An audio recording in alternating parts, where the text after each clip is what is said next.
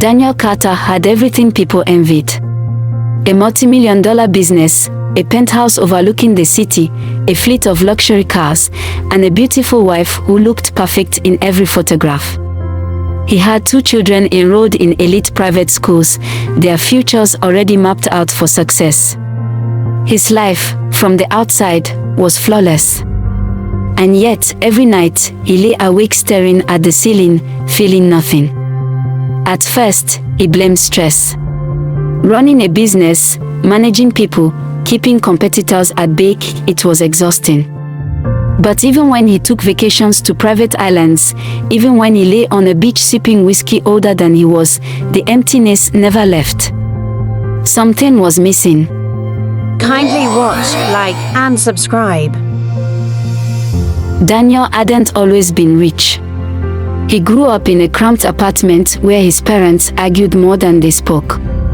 His mother worked 2 jobs, his father drifted between dreams that never turned into reality. The sound of overdue bill collectors calling was as familiar as the sound of the television in the background. At 16, Daniel promised himself he would never be poor again. By 22, he had built his first business. By 28, he had millions.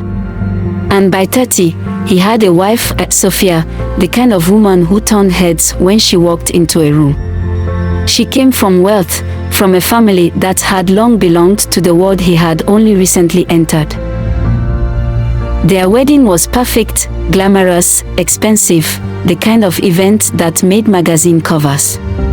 Their honeymoon was in the Maldives. Their first child came 2 years later, their second 3 years after that. For a while, he thought this was happiness. But now, at 35, sitting in his glass-walled office on the 50th floor, he felt nothing. Marriage had become another business arrangement. Conversations with Sophia were mostly about expenses, schedules, and social events. They barely touched each other anymore. The house was quiet, except for the voices of the nannies and housekeepers who kept everything running. His children, he loved them, of course.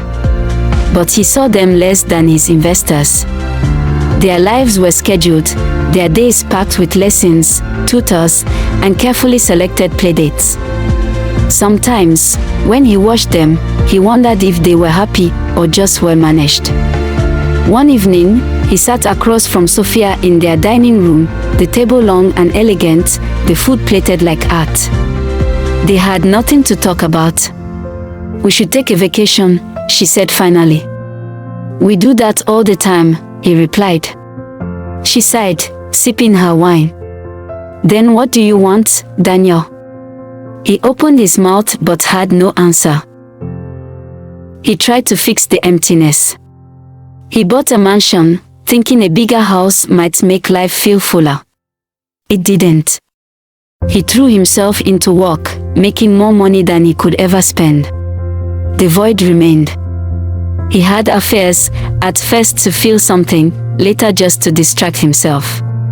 The guilt was fleeting, swallowed by the realization that it changed nothing. One night, after another meaningless dinner party, he sat alone in his study, looking at a family photo. They all looked happy. It was a lie.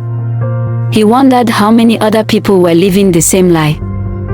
One afternoon, he met Marcus, an old college friend. Marcus had never chased money. He was a schoolteacher, still living in a small apartment, still driving the same car from college.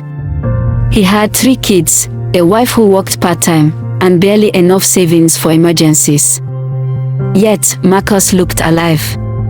They had coffee, and Daniel found himself asking, "How do you do it? How are you? Content?" Marcus laughed. "I don't chase things that don't matter." Daniel frowned. "Money doesn't matter." "It does.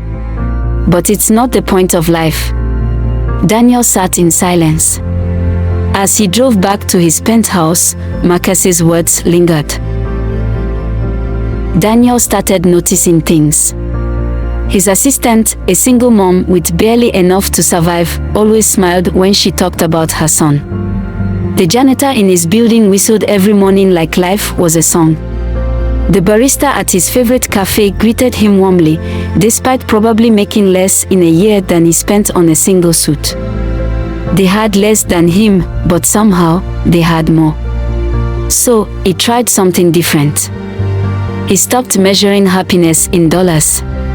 Instead of another vacation, he spent time with his kids, real time, without schedules and tutors.